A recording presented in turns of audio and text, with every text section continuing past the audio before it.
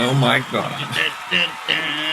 One of the greatest albums ever, which is Van Halen. Wow. I'm rediscovering that album, and it is so good. Yeah. Yeah, Eddie's playing is just remarkable. It's simple sometimes because a lot of people think that he just plays a lot of squiggly, squeaky stuff that's really fast. But the finesse, especially for a guy that I think was like 20 years old when he wrote all this stuff. He's like the Bruce Lee of rock. You know what I'm saying? Oh, the Bruce Lee of rock. Wow. Just like friggin' legendary. How's it going, guys? Little dreamer. We're all little dreamers out there, right? Yes. Exactly. And little nightmares. Except when it comes to bitcoins. Oh my God. Don't even get me started with that stuff, man. No, I mean, my whole point on that, Dimitri, is like, after all these friggin' years, I totally get you. A decade, nobody has figured this crap out because they don't want to admit what it is. They don't want to admit what it is. That is why they can't figure it out. And that's delusion, right? I mean, we see that everywhere in the tech industry right now. You don't want to admit what you're actually looking at, like kind of like the circular investment crap that's happening with AI. You don't want to admit what it is. So you try to explain it away and you can't because you're being delusional. I mean, that's the whole thing about being delusional. but I think, but I think the delusions comes because of the root cause. And the root cause is when people say they are investors, and which is the majority, 99% of them, for them, investing is I put money, I get some money back. Whatever. And I don't understand why. Yeah. They don't question why. So that's hard. That's why people have become the adjustment variable for most CEOs nowadays. They want to deliver return to the investors. So what is the easiest thing to cut? People. So they fire people. Yeah, but they really do start to freaking care when they do lose a lot of money. Yeah, but because they didn't think about in the beginning or what they were investing in, it's far too late because you're 10 years into the hype. So if they want to understand what it is right now, first of all, they're going to commit suicide because they're going to figure out. I know. But see, that's the thing is when you're investing simply for the returns and don't understand the mechanics of what you're investing in, that is the outcome. Yeah, right? But also, what is completely ridiculous is when people call it digital gold or digital XYZ or an asset. Technically, it's an instrument. And so people who don't have a finance background don't know how to abstract the finance stack. They just call it an asset, but the underlying asset is actually fiat. It's the value of the fiat that's being placed in that crypto. And so it doesn't actually have intrinsic value. And I'm serious. Just go on coin. What's that thing called? CoinDesk, and listen to any of these jokers that get up there. And as soon as the question of what's the fundamental value of this thing, they break down. They deflect. Yeah.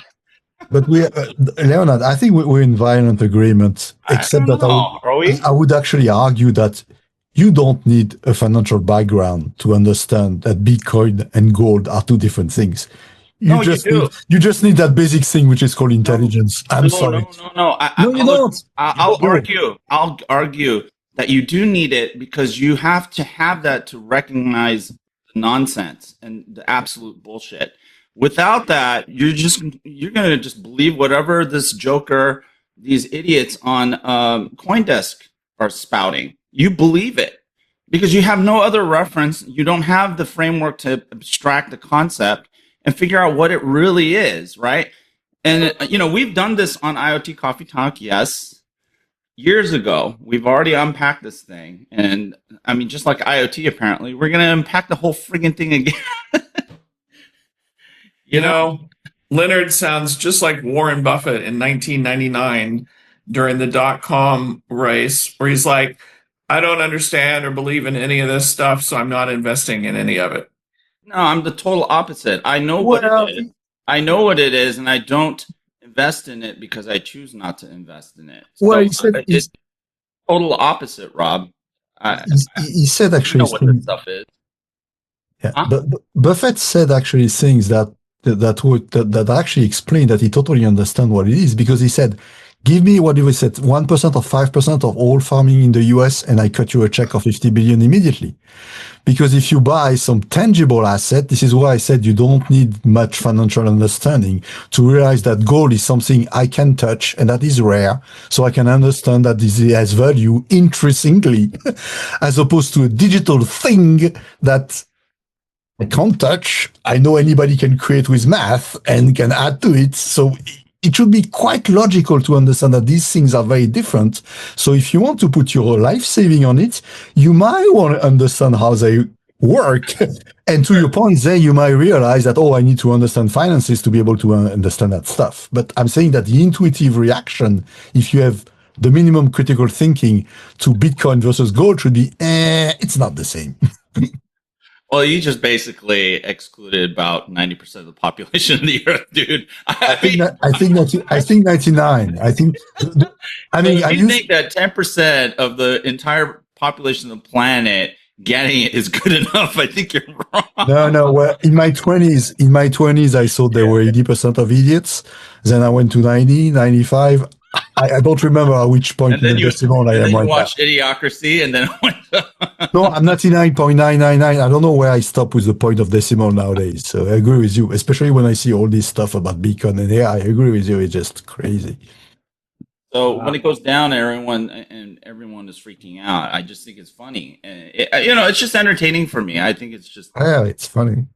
Better than Bill Maher. So, but Leonard, depending on where your head is, your voice gets quieter or louder. Sorry about it. No worries. And I think I commented on one of your posts on that, Leonard, but the nail in the coffin of Bitcoin is going to be quantum computing. Because once we have quantum computing, we can crack the crypto and we can go after all those lost Bitcoin and get them and make the whole system collapse totally. Oh, yeah. Wonderful. Sounds like a plan. That's going to be fun. All I know is that somehow a centipede got into our house. I have no idea. So we're having this huge debate, aka argument about whose fault it was. It's you, of course. Centipede. Oh my God! Wow, centipede. Aren't they poisonous? Some of them, very. Yeah. If they're big, the big ones are bad, very bad. Yeah. Right. The sucker was pretty big. It was pretty big. I was like, how the hell did this thing get in here? Anyway. Well, we had that remind me of an anecdote when I was at Sybase, and Sybase was going through the turmoil of the mid-90s. We had this big kickoff meeting, and the head of sales, or at that time, don't remember the name, showed up and said, we need more feet on the ground. So we crafted in the marketing department a big PowerPoint with a big centipede. More feet on the ground. Yeah, well, it was one of the greatest video games of the 80s, right? So, in the 70s, actually. I don't recall that, actually. How much was the licensing agreement with Microsoft? I mean, was it enough to keep the company afloat, or? I don't remember those details, but I don't think so. I actually don't think that the Microsoft deal with Sybase was any of the problems that Sybase faced. Because I don't think that was one of the hiccups, maybe, and one of the not so smart decision on how the deal was structured. But there were more profound problems with Sybase growth. It was kind of the 80s approach and obsession into Wall Street and not understanding what Oracle go-to-market was, which was, Oracle would just, cover the whole terrain. Yeah. And we figure out the tech before. And we were, no, you need the smart tech. Isn't that interesting? If you think of that time frame, if Microsoft had not licensed Sybase in order to create SQL Server, the only database Microsoft would have had was Access on the desktop, competing with, an old generation of when desktop databases ruled the world, like DBase, FoxPro and all that. I remember reading this whole deal, internally, just, from Bill Gates, when he was like looking at different markets early on, and how he's like, and we need to conquer all of these, spreadsheets, word processing, the whole deal, through acquisition, building our own stuff or whatever, or licensing. And he talked about how important databases were. He was writing this stuff like in the late 80s, early 90s. And that analysis was right. What was wrong with Access is that it came at a point where there was already a transition between personal databases like DB3 on PCs towards shared databases, and Access sucked at sharing data. I tried to build the system. No, I tried to build the CRM system for Microsoft France, because at that time the large account team was led by a former employee of the company I work for. So he contracted us, say, help us build a mini CRM. So we tried to build this Access system with 10 or 12 salespeople around it. And it was a nightmare because Access was not designed for concurrency. So I think the transition to the SQL Server and the Oracle happened because at that time it was too late. The DBase tree was already covering everything, but the answer was not another PC-centric database. It was a concurrent database that you needed at that time. Yeah. Someone had a really great idea and said that SharePoint would solve all of the database sharing. That did not work out either. Oh yeah, you remember the structured data versus non-structured data? But going back to a discussion we had about Oracle 2 or 3 episodes ago, they were right. Because in the context of AI, unstructured document like text are much more effective than relational database data, which GenAI does not understand at all. So it's a total irony, because I agree with you that SharePoint totally sucks. But if you look at the engines of AI today, you'd better point them to a SharePoint than to a relational database. Oh, don't even give me much more value. Don't even get me started with SharePoint. Oh my God. We used to implement that thing in knowledge bases across, in these large global implementations. Definition of a shit show. And so what's really hilarious is when everyone talks about, hey, we're going to train these models on our corporate knowledge. So good luck.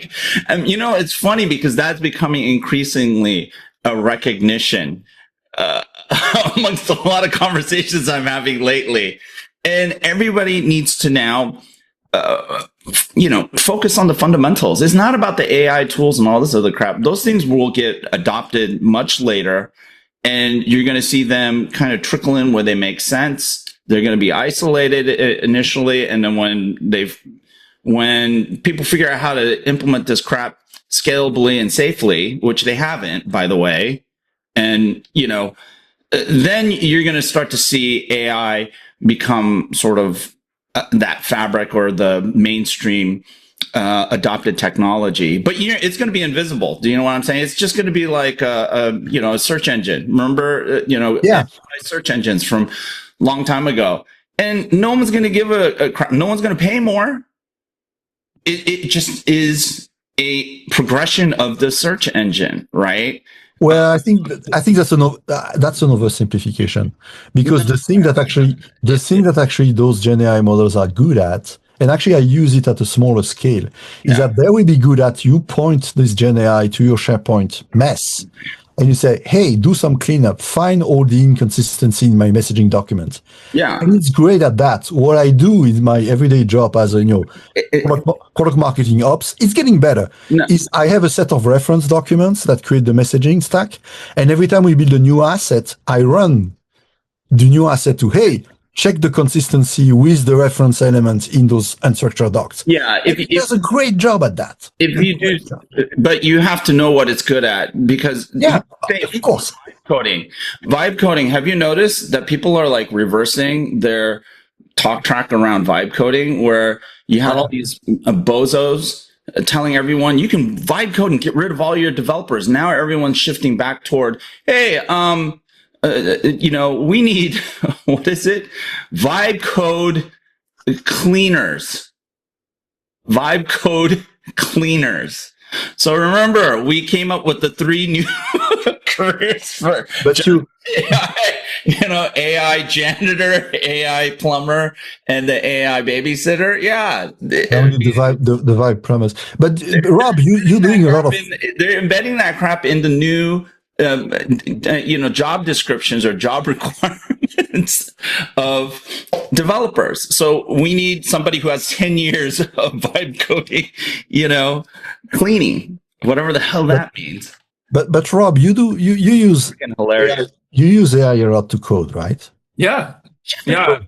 So tell me one thing, because one thing that I'm struggling with a lot is the problem I think with vibe coding is that you do your prompt in your description, it generates the whole code.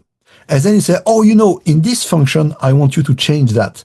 It sucks at that because it regenerates everything all the time. It starts all over. And I think that's the core problem we have to solve with that, because it is exceptional for simple things. There's a ton of things that I do nowadays where I give you a stupid example. I was looking at a QR code generation for YouTube channels. And if you want to generate QR code, you can go on the web and find a website. But this website is going to bombard you with ads, ask you to create an account, try to sell you bullshit. I took code, wrote a prompt. I have a piece of code that does it for me. Yeah. So for those kind of little elementary things, fantastic.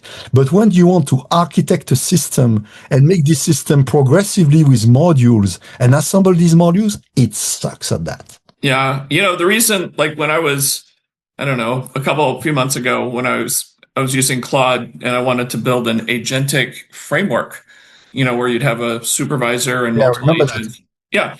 And the reason over the course of it was just a day, but, it was one thing to go, I've already built 3 versions and they keep getting better and better of this agentic framework. But the other reason why there's 3 versions is because when I needed to change course and things and update it, it had to start all over again. Totally. And you're telling it, leave everything the same except blah, blah, blah, blah, blah, but it regenerates the whole thing. Yeah. And then it doesn't work very well. As it was less sophisticated, you had to understand where the classes were and so I'm like manually putting those into Visual Studio and putting them in the right place. It keeps getting better though. Yeah. And again, I don't vibe code. I know, I'm guiding it really specifically and telling it what tech to use and how to do things at a really discrete level, so that it's maintainable, right? That's why it's not a fair question, because he knows what he's doing. Most people that are being told to vibe code don't know what the friggin' hell they're doing. And you have these no-code guys going out and trying to give the impression that you don't have to test anything. This thing spits out what you want. And, that's the most toxic thing that anyone can say. So, the vendors who listen to IoT Coffee Talk, take note of it. Don't, if you ever put that kind of crap in front of our faces or at least me, say that, dude, I will take you to town. I will eviscerate you. That is ultimately irresponsible. Leonard's going to eviscerate you. That you can't deliver on. And it's exactly something you cannot deliver on. And so, I'm just getting sick of the nonsense. You know what I'm saying? Because I have, if not now, you're going to, in 2 more years doing your analyst stuff, you're going to get sick of it. Well, there's another trend in vibe coding, Leonard, you may have not heard of, which is the opposite of what you say, which is say you actually write the prompts for the testing, and then you ask it to generate until the test pass. No, I heard that. Yeah. You know what, though, Leonard? Think about the brute force stupid approach. I would not say, you may have had individual discussions about like we're already at the end of vibe coding or people think it's crazy. We're barely at the beginning of vibe coding, man. That's taken off in a huge way. I'm not saying it's good, but people all over the place just discovered that they now have superpowers and they're vibe coding their way and but it's a black box. They don't know how to manage or update it or do anything with it. And who knows, it's written in Python or it's written in C or who knows, or Node.js. If we are lucky, Rob, all these vibe coders will move into a massive physical community somewhere, right? And then they'll vibe code, some medicine, and then we won't hear from them again. Because they'll take their medicine that they vibe coded. Yeah. Yeah. Hey, try this. Yeah. just the word vibe just makes people think, "Ooh, I can do that. This is so cool. I love that name." Yeah. It's but this is all I know is that people who are huge advocates, like evangelists of this stuff, are backtracking. That's the observation I want to put out there. I also know a lot of vendors who are being forced to. If they're not doing it from the marketing perspective, their engineers are wanting to backtrack all of the things that the executives are saying because it's dangerous, right? And then, when you hear this from engineers who actually know what the hell they're doing, that whatever the marketing team is saying is wrong, right? And that whatever you're hearing in the press and you're hearing from analysts, some analysts who sit there and they probably never managed the development team, never coded in their life, talking about the stuff like it's friggin' magic. That's what I'm observing. Well, but we heard recently from both Microsoft and Salesforce that, they claim now, or even Oracle, that 20% or at least more of their code is actually AI generated now.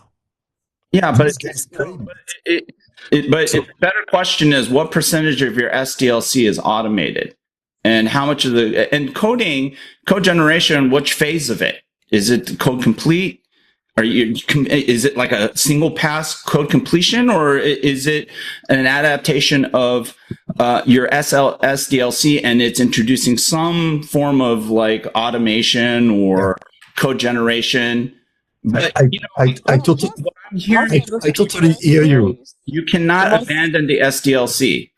What you're going to do is you're going to adapt it, not even re-engineer it. You're going to adapt it for some elements of vibe coding or whatever kind of generative AI augmented, coding and testing, right? So it doesn't magically take you from idea to finished safe code. Far from it.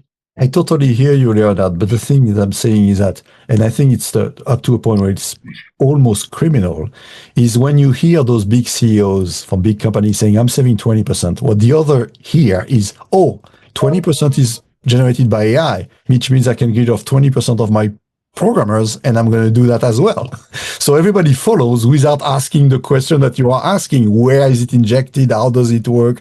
So, because again, investors are looking for the return on investment. They don't care about this level of details. They don't care. When I hear vibe... Sorry, Rob, obviously, the non-technical smarty pants here. We got to talk about this whole vibe coding also in the context of the economic situation that we're in. Here's the thing, man. Call it whatever you want to call it. Every executive out there is out to deliver short-term gains in any way, shape, or form. My point, yeah. So if it's vibe coding or some other coding or mushrooms or good pot from the Northwest, whatever the thing is that I can eliminate people because some magic is going to happen. That's what's happening, because when you look at comp across, again, pick a company, we have a incredibly short-term view. Mm-hmm. And it's not what you deliver. It's not what you delivered in 10 years. Is what are you doing for me this quarter and then the next quarter? So is it that vibe coding is good or bad? Doesn't matter. I'm not even trying to answer that. Is that if I can leverage any of these hype things from, AGI to MCP to vibe coding to say that I'm going to leverage these things to fire a bunch of people, that's what I'm going to do. Exactly. That's it. It's as simple as that. As I And I'm was not saying talking in the about very, Verizon. that's what I was saying in the very beginning. And I think it's going to have another interesting effect. I would be interested to, because you follow probably that better than others, Leonard, but I have seen signs, so I don't have the real, complete evidence, but I've seen signs that actually those countries where we used to outsource code development is now starting to lose businesses because they are replaced by vibe coding.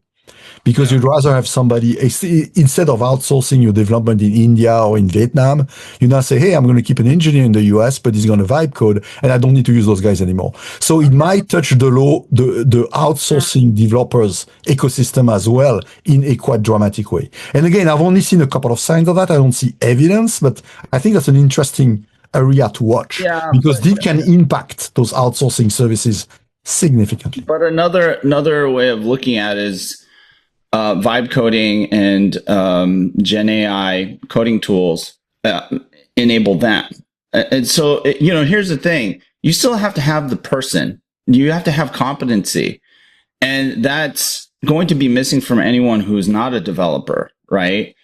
And irregardless of whether or not... What? Did you say irregardless? Yes, he did. Yes, he did. What a pet peeve. Come on, man. Speak English. Regardless. America. Speak English. Just twist the knife. Can I add some levity?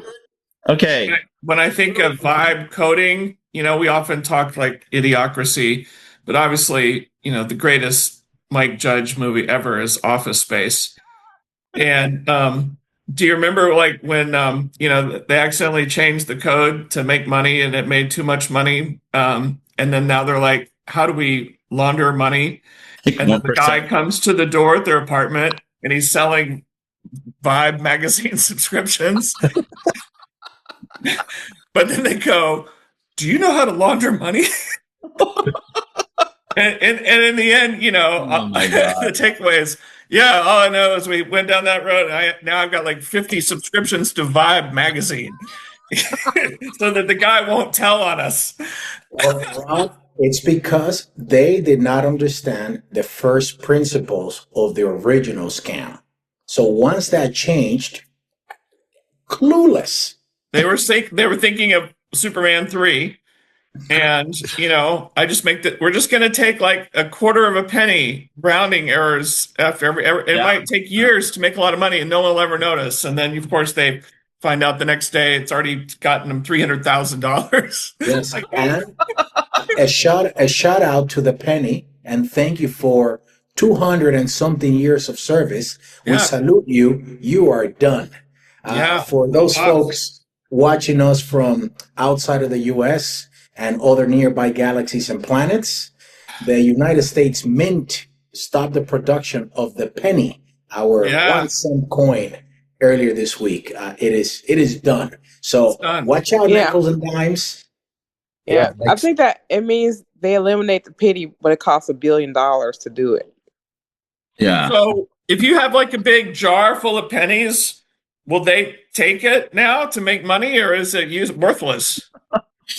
No, here is an idea. Let's recover all the pennies and use them to back up Bitcoin. It's just as Problem solved. Yeah. Look, I'm telling you, you need to do pudgy penguins. I think they're up 1% today. Totally legit meme coin that you could do something for your pennies. Well, all the stores and all the accounting software now have to completely change because now you have to round up or down to the next nomination, right? No. Round up. I love that, Debbie. Round up, Debbie. Not round down. Round up. Here's another problem. You guys can laugh if you want, but Ms. Reynolds just gave us a simple mathematical thing. Round up, round down. If it's 3, you go one way. The awkward moments this is going to create at retail stores all over the country. When absolutely. Someone has to do that. Oh wait, it's 1893, 90. Wait, which way is up? Which way is down? You know what it's going to do? It's going to encourage digital payment, right? And so maybe that's, I don't know, for better or worse, the outcome. Do you know what's worse than the words round down? Down round. If you're a startup person or a VC, you know what that means. Yeah. Yeah. Okay. There you go. All right. Stay noted, down rounds. This is why it's only going to be round up. I'm telling you. Exactly. Have you noticed the stock market just getting slaughtered the last couple of days? Oh my God. Hold on. Hey. So here is the answer. Round up the pennies. Remember, we're here just having fun. Don't take any advice from us at all. Take us seriously at your own peril. So Yes. now proceed. And if you're still using Roundup for your weeds, you might want to Google something about carcinogens. Yeah. And don't use Roundup for mouthwash. Yeah. I was in Helsinki, Finland. We made that Recently. thing illegal in Europe. There's a reason for that.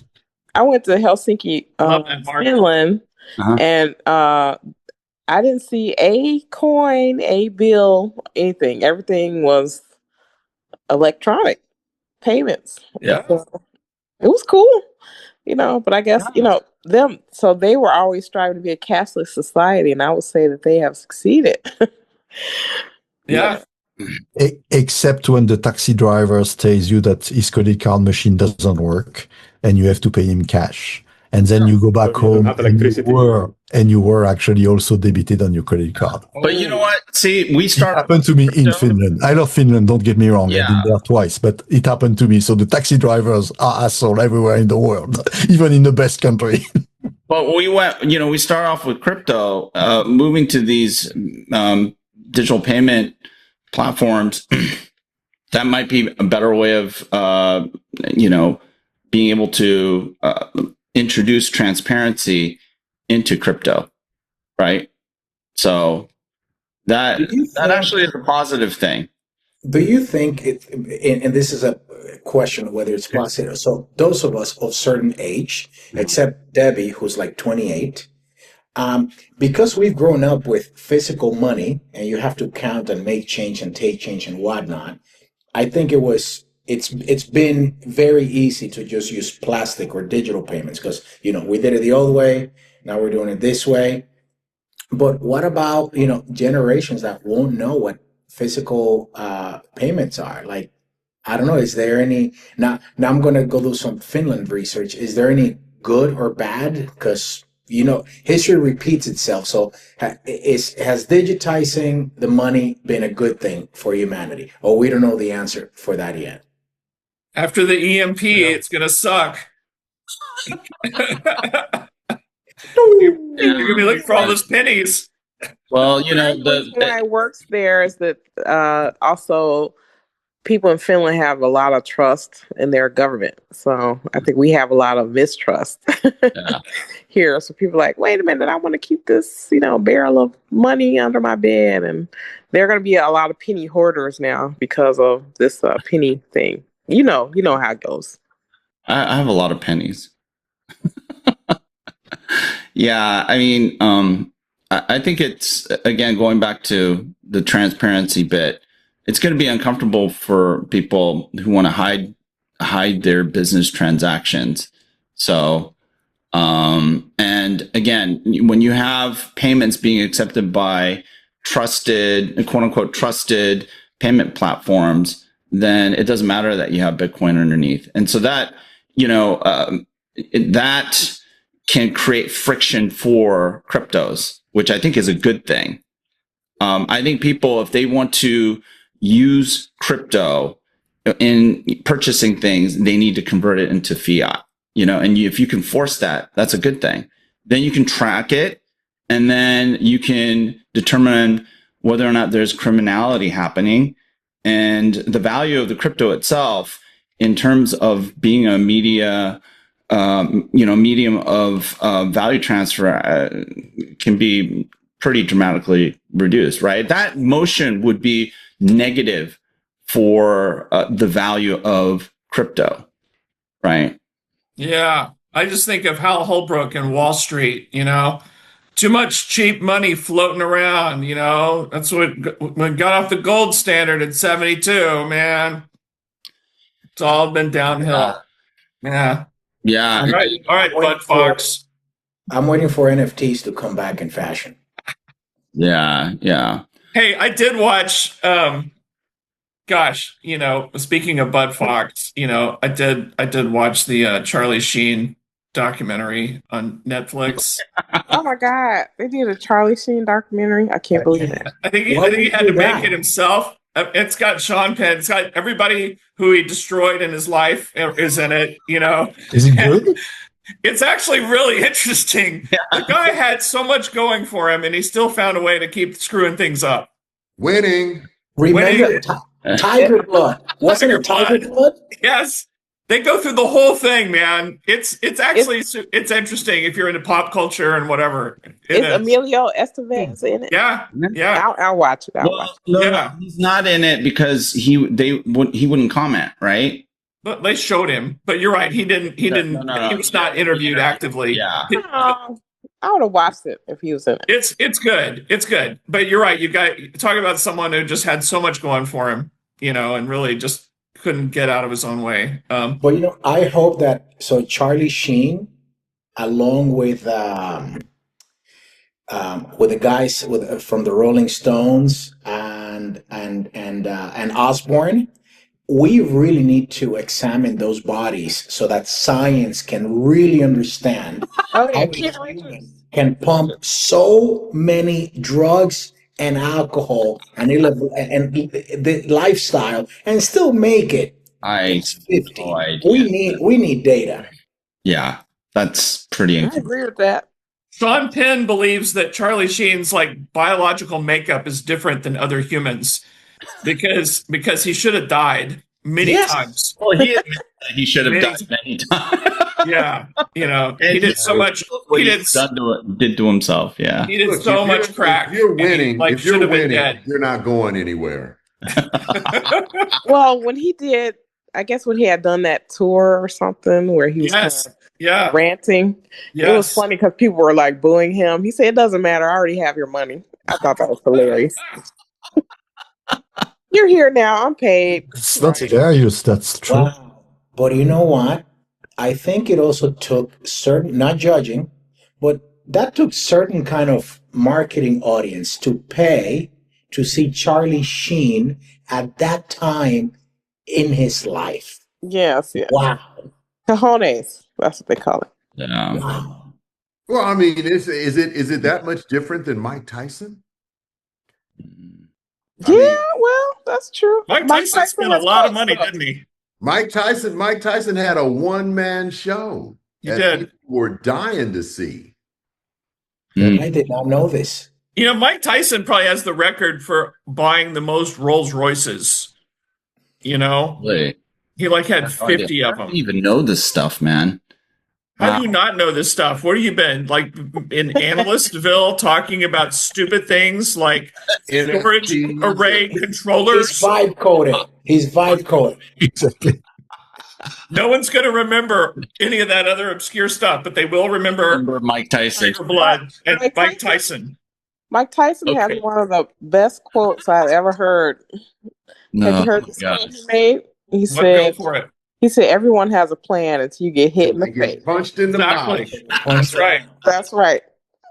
That's so true. That's like sensei level. I mean, that is tattooed worthy level. It is. It is.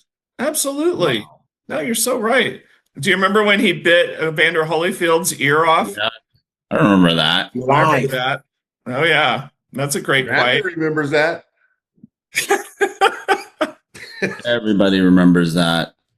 Oh my gosh. Yes. Wow. Hey, I also watched a movie last night on Netflix. I think it was House of Dynamite or something like that. And it was basically, it reminded me of my old life. It was Catherine Bigelow made it. She's at 0 Dark 30 and The Hurt Locker. It basically it walks through a scenario where it looked like North Korea launching an ICBM and towards the US and the response to it. And they cut it into 3 sections. You saw this view of the same thing. like for people in the war room or whatever, and in the military. Then you see it from the view from another group, and then from the president of the United States is Idris Elba, and you see it from his view. It was pretty interesting. It was pretty, you see all the protocols that everybody has to go through when the missiles are inbound, and of course you realize something that I already knew. We only have like 50 of these interceptor missiles, and they really don't work. There's a lot of people who played, remember the video game where you're like, Missile Command. A lot of people think that we have like thousands of these interceptor missiles, kind of like the Iron Dome in Israel. They don't work, and we don't have very many. We only have 50. So anyway, I'm just rambling here. That's probably why we only have 50, because they don't work. Yeah. And they didn't work in this movie either. So, which is more realistic. And they used a term, and I've heard the term before. It's called like trying to hit a bullet with a bullet. Yeah. That's how hard it is. Yeah, it's never going to work. Yeah. Yes. Well, that's why we have to use swarms. She's a good filmmaker, Catherine Bigelow. I love She's a good filmmaker. She is. Yeah, I agree. I think it's a great concept, but I find it a little long. So they could have made the movie in like half the time. So, but yeah, I watch it. They could have. They were trying to try something out new by giving you 3 views of the same thing. Yeah, no, that's great. I know you were waiting for the. No. I was waiting for watching Chicago get nuked, and they never showed that. No, I agree with you. The innovation was, but it reminded me the 3 angles, but the time constant is, that very well, is realistic. In real life, it will happen much quickly. It's like minutes. It's not an hour. We're not going to argue over the phone an hour, but it's 3 minutes. Really, that doesn't make a good movie. 30. Right. 5 minutes. Need to have enough stuff to happen for it to be a movie. Come on, guys. Have you heard about TikTok? I mean, everything should be done in 30 seconds nowadays. No movies anymore. If it can't be done in 30 seconds, what's the point? When I was watching it, it reminded me, did any of you read the book Nuclear War? Annie Jacobson wrote it a couple of years ago. She's like a reporter. Oh, I heard about that. Never read it, but incredible. Step by step, minute by minute, all the way till, and it was kind of what they call a decapitation event. One ICBM hitting the Pentagon. That's all they're doing. And you're right. There's no time. There's no time for us to have a conversation about what we think we want to do or how, it's just so fast. He says, "Hello, Vladimir. What are you drinking now? Good. How are the kids? Yeah, yes.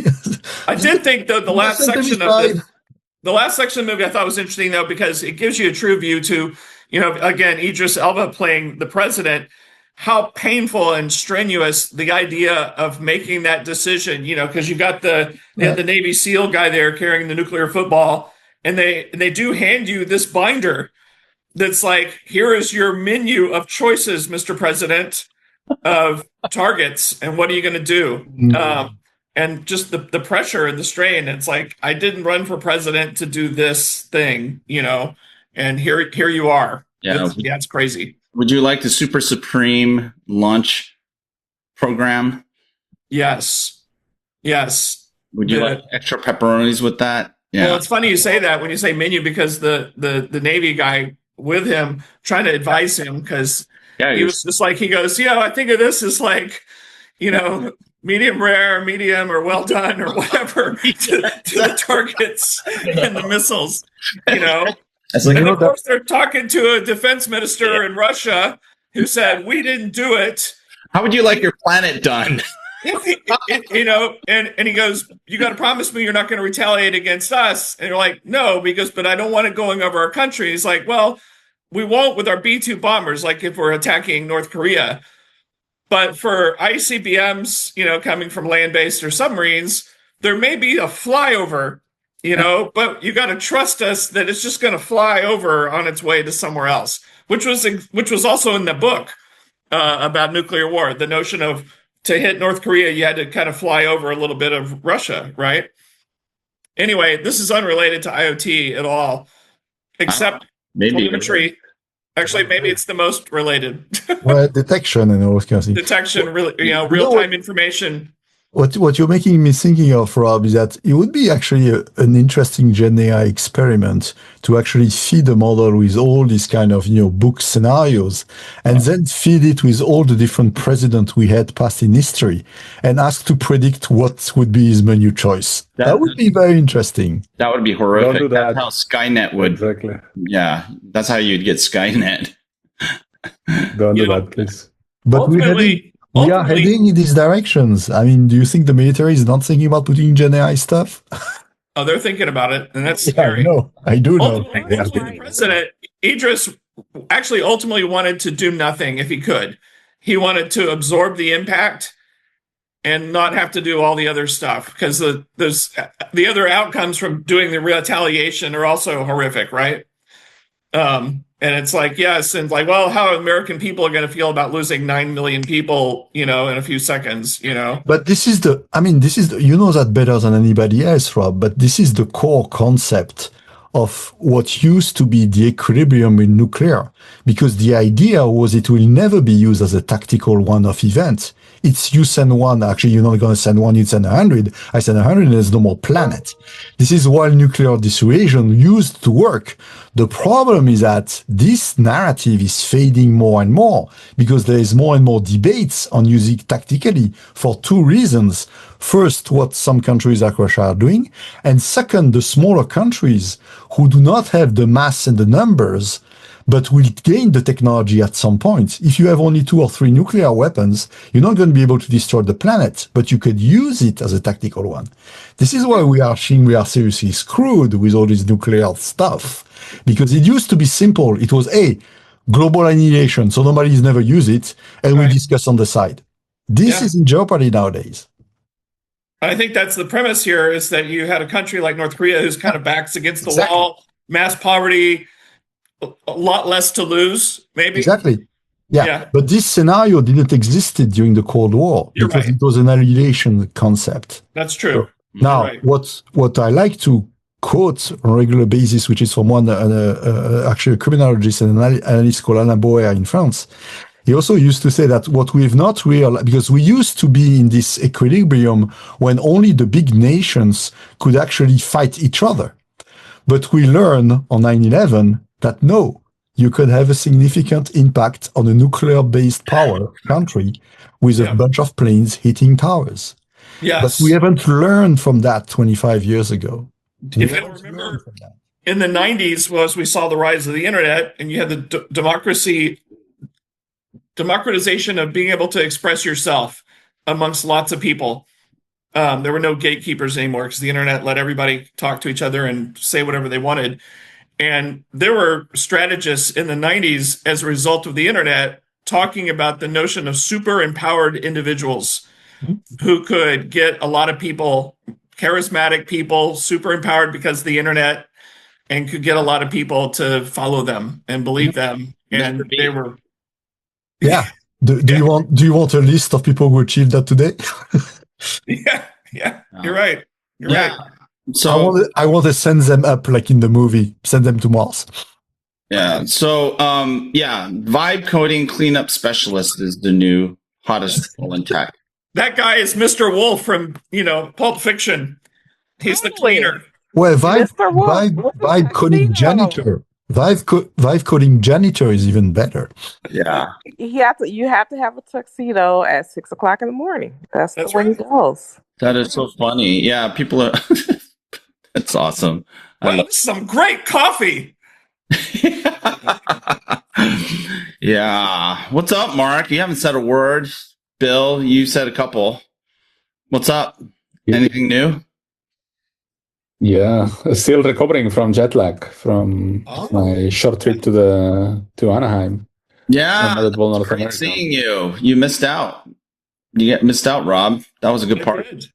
I did. I attempted to come, and I looked online, and like flights from Houston to LA were $1,000. I'm like, how is that possible? What's going on?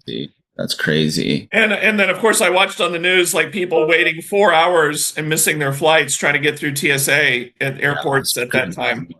Yeah. Oh, I mean, flights to why that happened? Barcelona were just. I mean, it was like they were trying to price them so that you didn't go. I mean, I mean, literally, it was like, I think a business class flight was like 16 grand. Ouch. Really? Oh. Oh, It's called algorithmic selling. Yeah, talk about killing the ROI of your biz dev. Yeah. Yeah. Man, Jesus Christ. wow. Wow. How many people here? I know we've asked the question before. How many people are going to CES? I think you said you're I'm going, going. Leonard, right? Yeah. All right. It's going to be good. It'll be fun. And Mobile World Congress, how many people are coming? You're going to be there. I don't know. I'll be there. Oh, ITC is not going to Mobile World Congress. There Huh? are no servers there. No, I think there's going to be like a literally NVIDIA taking over and trying to push the AI RAN story and trying to get everyone to transition to, their whole aerial platform and run everything on GPUs. That's what it's going to be about. So classic, right? Anything that becomes a hype at MWC becomes the bubble and bursts, disappoints everybody. I mean, it's whatever is the headline there, that it's pretty much nonsense. But the show was good because you get to talk to so many companies, right? And so many people, industry folks. But, before that it was Metaverse, Open RAN, IoT, blah, blah, blah. Hey, Leonard, remember, I don't know how many years ago it was when we were walking around together at MWC and we're like by the Accenture booth and all of a sudden it was like the night before they changed out all their signs to say metaverse. Everybody's putting metaverse everywhere. I'm like, these guys are all full of shit. Yeah. They're so beautiful. Yeah, the good thing is that in this Gen AI thing, you're not going to see those big consulting firms advertising that much because it replaces them like crazy. Yeah. Well, No, I mean, Leonard, don't get me wrong. I mean, I totally agree that good analysts will continue to be necessary. But I'm sure there's a whole bunch of analysts in the 90% that can be effectively replaced by Gen AI. No, because they're the source of a lot of the nonsense that doesn't pan out. You're absolutely right. I mean, I have to say the content on IoT Coffee Talk is minority view, but I think we're consistently way ahead of everyone else. It's like odd, right? I mean, we're consistently right. I think that's what you're trying to say, Leonard. I'm trying to be humble. No, don't be humble. Put it out there. There is a term in psychology for that. It's called Cassandra Complex. So it's exactly what we have. We always tell the truth, but we are cursed to not be trusted by anybody. Yeah, but we have to hit rewind. Let people hear us like years ago telling the same thing. Don't put that take that bad out of your mouth. Yeah. When do all the checks start arriving, Leonard, for all the value that we're driving from the show? Is there some place where we go to get our checks that we get paid? Are you getting them? Round it up. Well, I know the answer. Let's create a coin. Let's create a crypto. Yeah, well, we floated that idea a while back. I think I heard that. We should do it. Remember, like at IoT World Congress, there was a whole section about when people everybody wanted to learn about how to do an initial coin offering. Right? Yeah, ICO. We could call it the Leonard. It's a good name for a coin. And nobody gave a shit. Nobody gave a shit about the IoT part of that conference. They were all at this coin thing. ICO. I know. And it goes back to what Dimitri always reminds us. It's all about money and greed. And people are like, I'm going to go to the session that shows me how I'm going to make money real easily. Oh, my God. Yeah. And I knew a company that was barely hanging on back then. It was a startup. And then all of a sudden they were in great shape. And they did an ICO and overnight raised $40 million. Yeah. Did any of the people... Exactly. Oh, yeah. It gave me nightmares. It was the hype and the nonsense was equivalent to what we have with AI right now, And it's funny that everyone tries to characterize this quote unquote bubble as being something different. It's not. It's actually worse, right? Because it's asset driven, right? It's asset heavy. Metaverse wasn't. That was just like a bunch of fluffy, BS. And it evaporated pretty quickly and it didn't have a huge a blast radius. Do you know what I'm saying? It was isolated to a few, dare I say, idiots that were fooled, and a very few, number of people who got away with a shit ton of money, right? But Leonard, don't you consider your Apple Vision part of the metaverse? No, I don't. I don't Why think not? the metaverse. That should be the tool, right, to interact with the metaverse? No, because the device is geared more toward reality, immersive reality, not metaverse. Metaverse was a different concept. Yeah. See, it's a related technology, but it's at the interface layer, but it's not. That's what people have gotten wrong about the Vision Pro. And even, it's not about gaming. It sucks as a gaming machine, right? It sucks as a, whatever. Right. Open world BS, But hey, before I drop, I want to show you something really cool that I bought. And I want to show something to Rob before he drops. Keyboard. What is that? It's a keyboard. Listen. Man, you should use we talk to Gen AI nowadays. Who needs a keyboard? It's so cool, man. This is the but Rob, you're the BlackBerry of the new days. Yes. Keyboard. Yes. That's me. You're the BlackBerry of 2025. Can you read the IoT statement that we had during IoT Stars? Only reason you need 5G is because you didn't optimize your system with Edge AI. Boom. What do you think? I love it. Actually, that's what we should have had. So we should do that. The reason why you need Gen AI is because you cannot think. Oh. Yeah. All right. I have to drop early. I have another call I got to be on. Some people. See you, Rob. Adios. Have a great weekend. Yeah. You too. Yeah. We're probably going to be wrapping up this episode soon. But yeah, it looks like things like IoT are back in. Everyone's starting to talk about IoT again, which is good. But then it's like, did you see that? Somebody wrote an article trying to explain IoT. I haven't seen that, but is it a good one? They called it new. It's the new nervous system. Oh, that makes me nervous. Yeah. Oh, I know.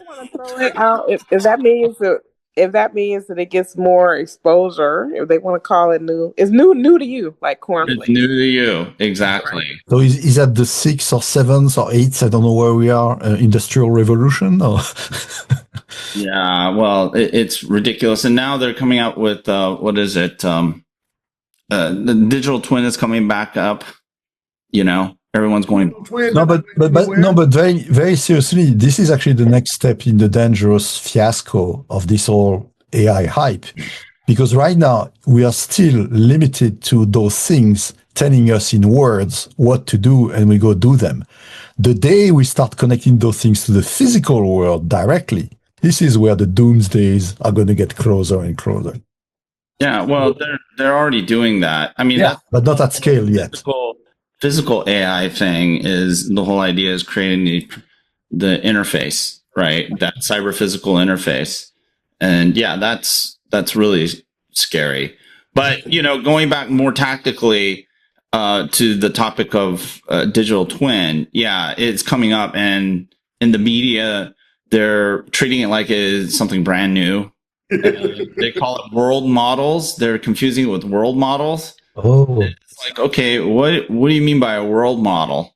So I'm going to become famous now again because I don't even indulge those conversations, to be honest. Yeah, I mean, it's if you've been doing it,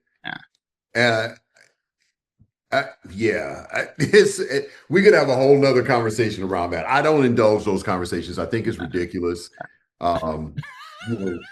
No, I agree. Actually, we should have an episode maybe on that, because I've been wanting to do I do talks at hacker conferences from time to time, and I've been wanting to do a demystifying the digital twin kind of talk for a while, because it's becoming a mess and a nightmare now. So that would be fun to discuss that more in detail. I don't know that there's a mystery about it. Look, no, I agree with you, but there's misinterpretation. So this is why I said demystifying. It's not a mystery, it's that everybody has his own version of it, which is actually totally disconnected from reality. And very few like yourself has actual practical, exact real use cases. I mean, we should do that, man. It should be titled, "Do you have a fucking digital twin or not?" Thank you. You just gave me the title for my talk. That's it.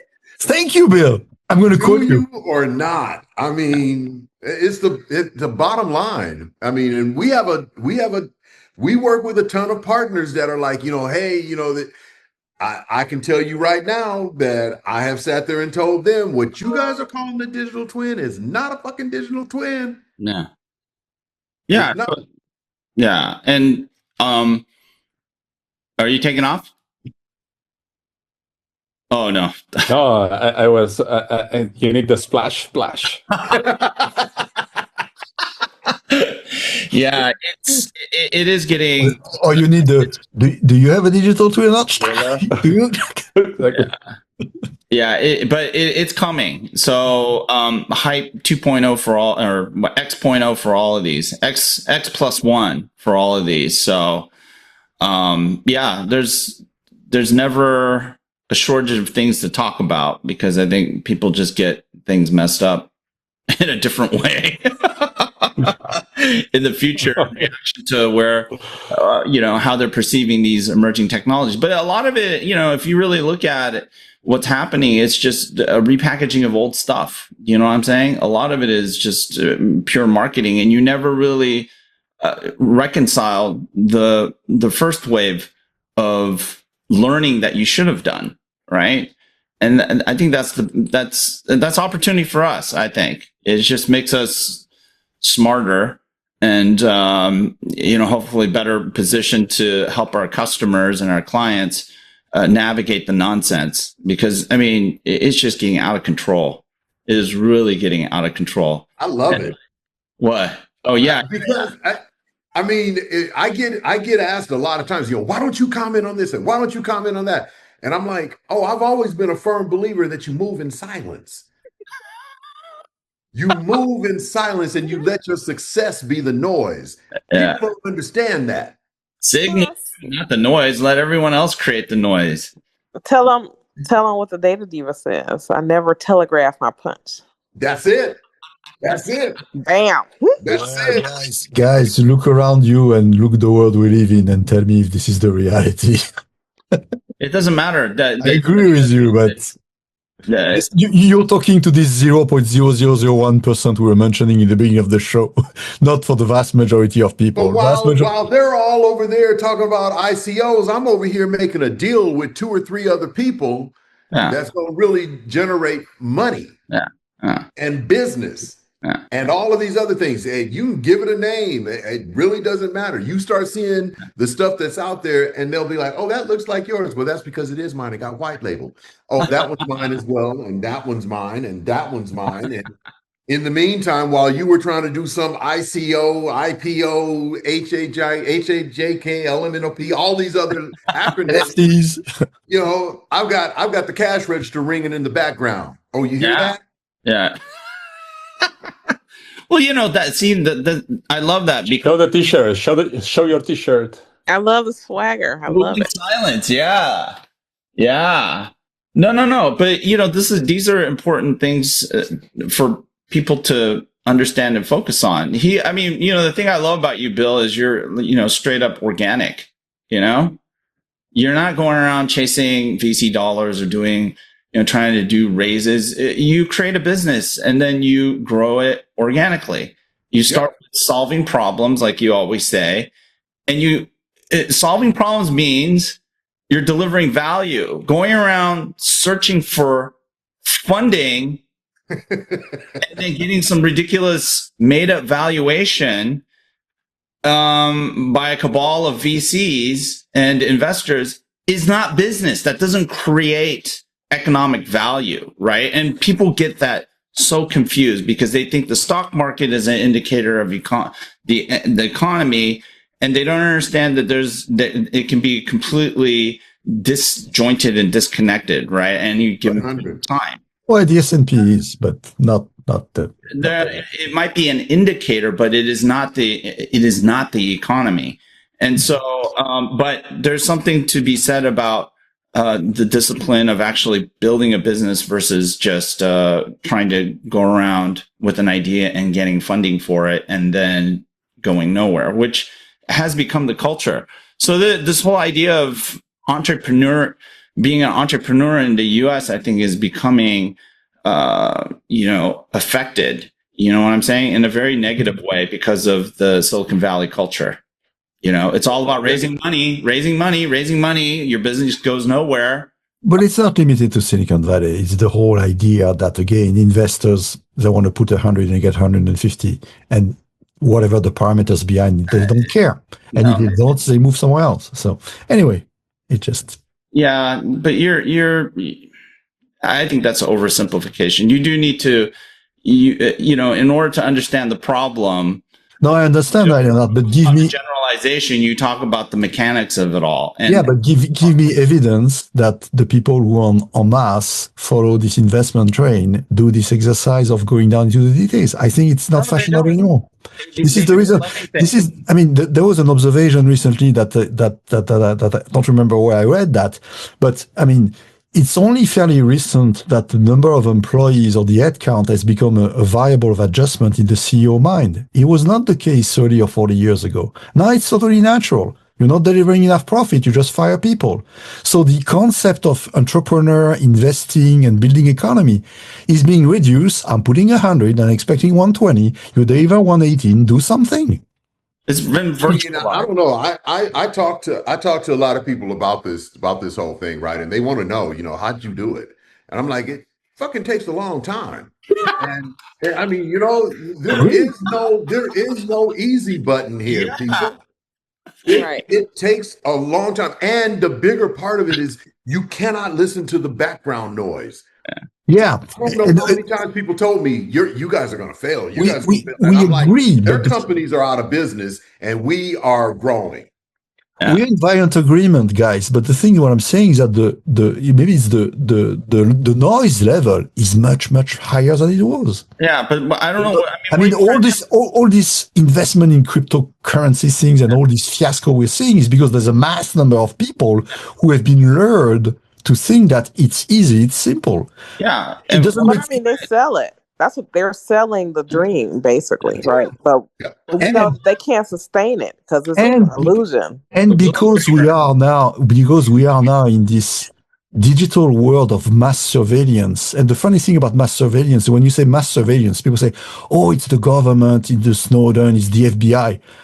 I'm actually happy when the FBI is my data. What I'm not happy is when Meta, Amazon, X, whatever, all those guys who makes money out of it and resell it in my back and I have no idea. This is what the danger is. And that people don't realize that. They are manipulated by all those companies. They're not manipulated by the FBI, not manipulated by the government. Yeah, well, I'm not cool with the government having that much of my information either. But how much policies? Look at the unbalance between that is that mentality shift that happened amongst Americans, where all of a sudden we don't care about privacy, we don't care about certain rights that now we've been indoctrinated and conditioned to basically not value anymore, and and that's it's a problem, and it's psychological. We care about our privacy a lot, and all this. But my point is, I don't think people are aware. If people were aware of the amounts. Generations have forgotten. Yeah, I don't think they've forgotten because they don't see how much data about themselves is being monetized on their back, and they don't see how much it influences their buying behavior. Yeah, true. They don't realize it anymore, and they are being focused probably by very specific willingness onto the government should not know about you, the government should not do this, we throw them this bone, and in the back in the backyard, Google, Amazon, collect the data, get the data, influence you. I mean, I work for a geospatial company now, so I'm doing research on roofing. This morning, I turned on the French TV on my Apple TV. There's an ad for roofing. How freaking, I mean, crazy. The mass surveillance at scale, at the individual levels that happen by businesses, people don't realize that. So anyway, I'm stop rambling now. Yeah. Anyway, all right, let's call it. Little Dreamers. Debbie, you really nailed the nail on the in the coffee. The coffee. Thanks for joining. If you made it this far, wow, that's really incredible. I have no idea how you did it. But we talked about a lot of stuff. We started off with crypto. We talked about how it really isn't an asset. It's an instrument, and had a nice debate about that. And if you made it this far, you already know. I don't know why I'm repeating all this stuff, but we really appreciate you guys listening in. Hopefully we're creating more signal and reducing the noise in your life, and especially as it relates to IoT and all things technology. And we hope that you continue to come back and not repeat the mistakes of the past, because it looks like we're going to do that again with IoT, digital twins, and a bunch of other stuff that we should have learned from in the first hype cycle, and crypto. So, but anyway, remember that we are transitioning the charity that we sponsor, which is Elevate Our Communities, which is a great charity. We're looking to take technology blueprints to communities in need that are looking to be more resilient in the face of growing natural disasters, right? And so we're looking to help these communities build their preparedness as well as their intelligence around some of these disasters, so that they can be prepared as well as proactive in how they deal with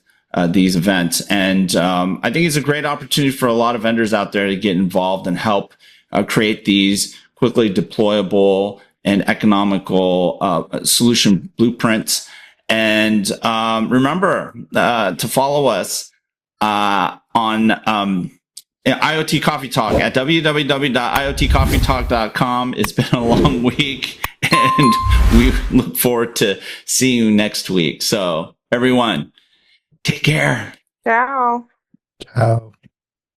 I can't even do that. I'm Korean. I can't friggin' do these little K-pop hard things, man. It pisses me off. See, even AI doesn't recognize me. All right, see you guys.